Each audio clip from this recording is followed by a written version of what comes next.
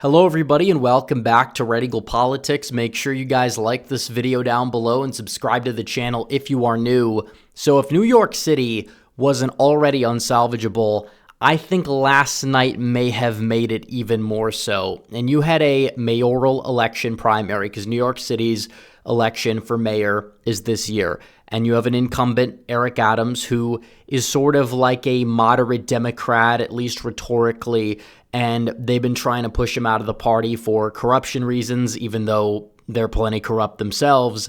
And he's now running as an independent. So now the Democrats have a primary that's wide open, and technically it's a ranked choice voting result primary. They haven't finalized the results yet, but it is true that the current frontrunner is very, very likely to come out on top. And ranked choice voting may even increase his margin over Andrew Cuomo. You've got this guy Zohran Mamdani, and he is very far left. He is to the left of AOC.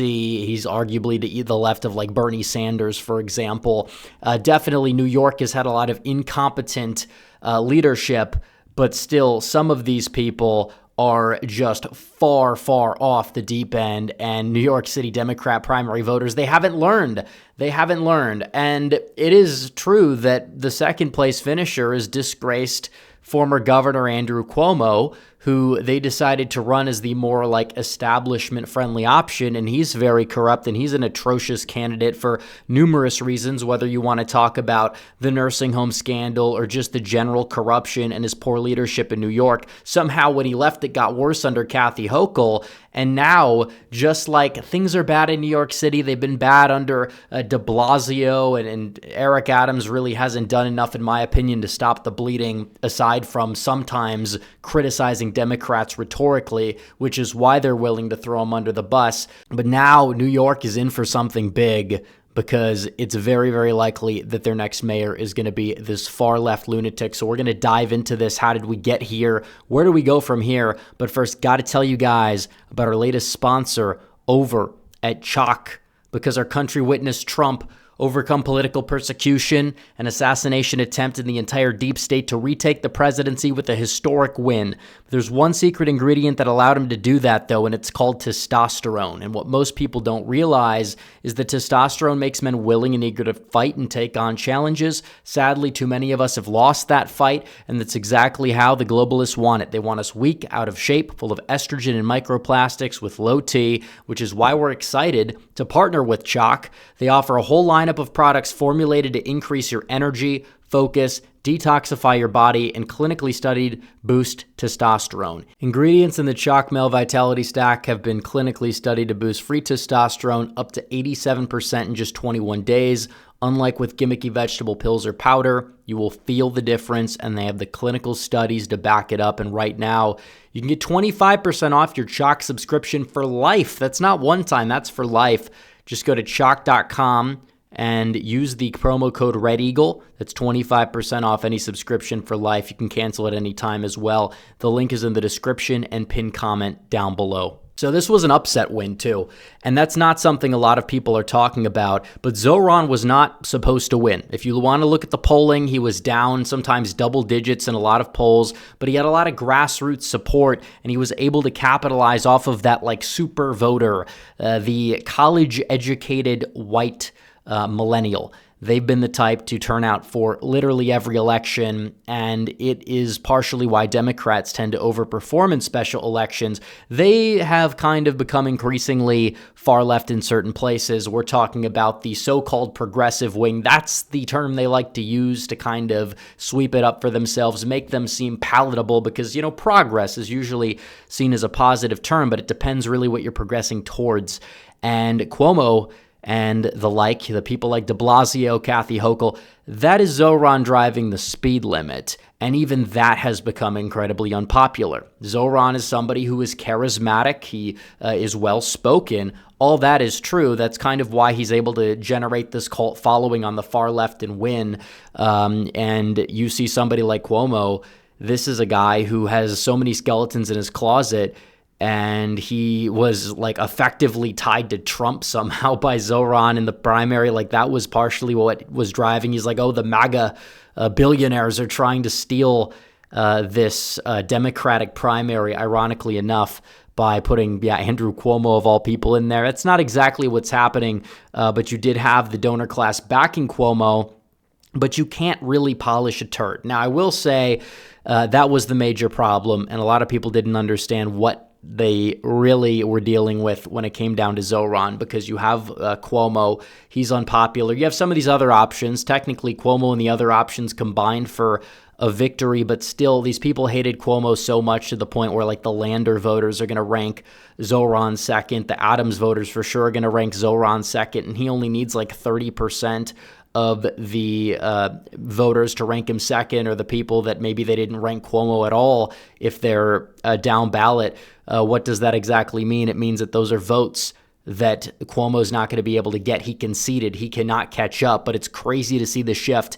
And also, I think some of it is because the moderate Democrats have left the party. If you look at Staten Island, if you're a Trump voter, you're not going to turn out for Cuomo or Zohran, plain and simple, even though a lot of Trump voters are still registered Democrats for reasons just like this in the New York City area.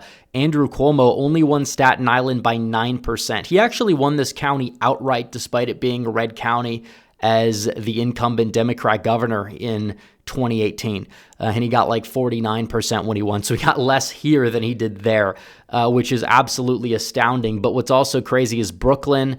Zohran won big in Brooklyn, and he won big in Queens.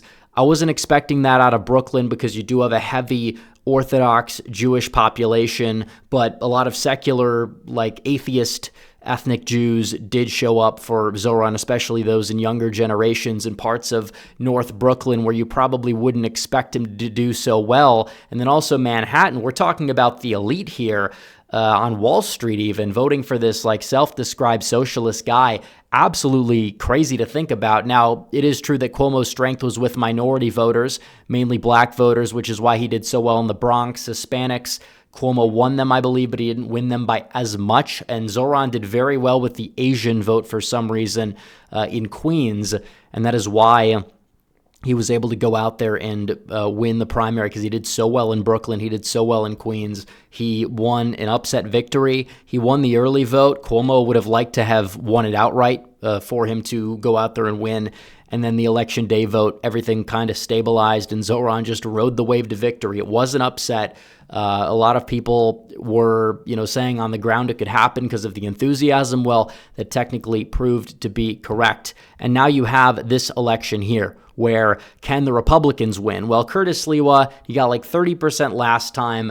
I'd say his ceiling, maybe you could make the case if he runs a great campaign, is still around 40%. Eric Adams is also running as an independent. People are saying Curtis Sliwa should drop out and endorse Adams and kind of help stop Zohran. That might happen, although it doesn't seem as if he's really willing to do so up to this point. Also, Andrew Cuomo has said, he might run as an independent as well, which I guess that would take votes away, or even would it? I'm not entirely sure. I feel like those voters would just be taken away from somebody like an Eric Adams in that case. So we'll have to wait and see what happens. But how far left is this guy really? And some of these are his policies. Abolish, or things that he's previously called for. He wasn't campaigning on abolishing the police department, even though he was campaigning on defunding the police department. He said this quite some time. He said it back in 2020. He said it again. Queer liberation means defund the police.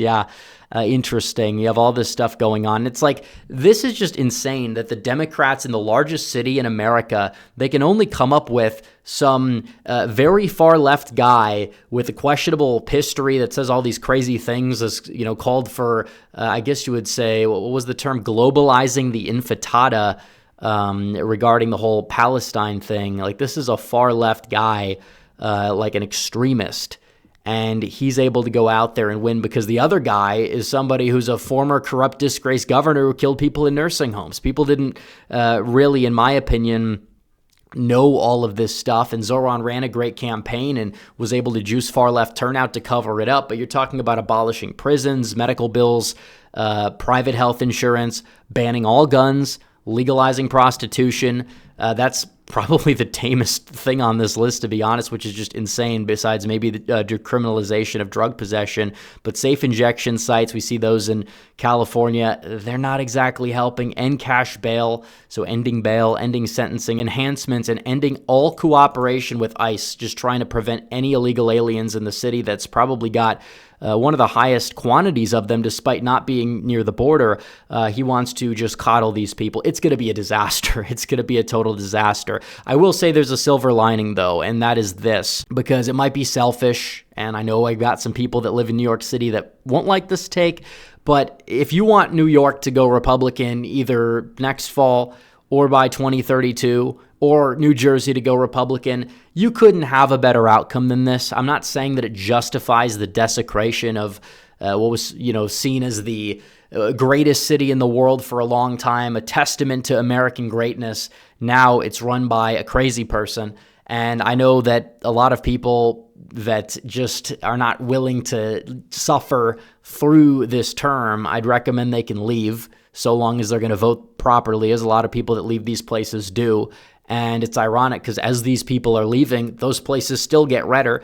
We have a lot of room in Texas. There's plenty of room in New Jersey and Pennsylvania. Flip New Jersey red, keep Pennsylvania red. I'm sure you're going to see a lot of people moving to New Jersey if Republicans win that governorship this fall, especially if Zohran ends up defeating Adams or whatever the competition ends up being for him in November, if any. It could be very minimal. And that's the way it is. So New York just decided to elect a crazy person, and now everybody's just bracing for impact in the city. We'll see what happens, guys. But anyways, make sure you guys like this video down below, comment down below, subscribe to the channel, hit the bell for notifications so you never miss another video. Follow me on social media. The links are all in the description down below, and I will see you guys in the next one. Red Eagle out.